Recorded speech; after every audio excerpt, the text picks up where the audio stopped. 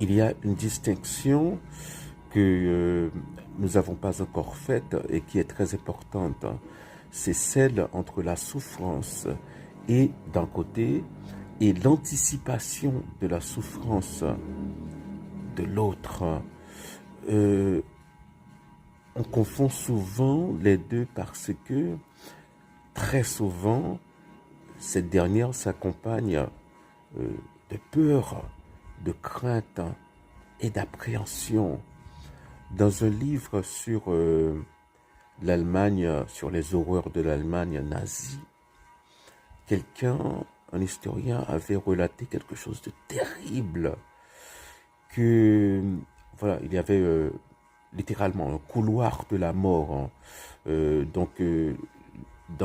Voilà, il y avait les chambres à gaz et voilà, on tuait des gens à l'intérieur et ensuite on vidait la chambre et il y avait un couloir où d'autres personnes attendaient. Et l'auteur dit que lorsque les nouvelles venues, c'était surtout des femmes, entraient dans la salle, eh bien, on voyait voilà, une lignée d'excréments allongés comme ça, le long du couloir. C'est terrible. C'est horrible de voir. C'est ça, c'est l'appréhension, la crainte.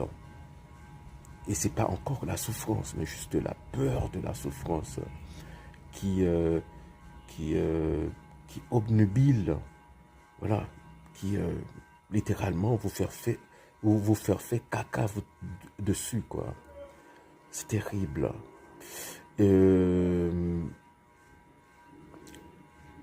mais en même temps, d'un autre côté, hein, il y a un auteur, hein, l'un l'un des auteurs anglophones très marrant, que je ne me rappelle plus si c'est Mark Twain ou G.K. Chesterton qui avait dit ma vie a été pleine de tragédies qui ne se sont jamais produites. Ma vie a été pleine de tragédies qui ne se sont jamais produites. Donc voilà, parfois euh,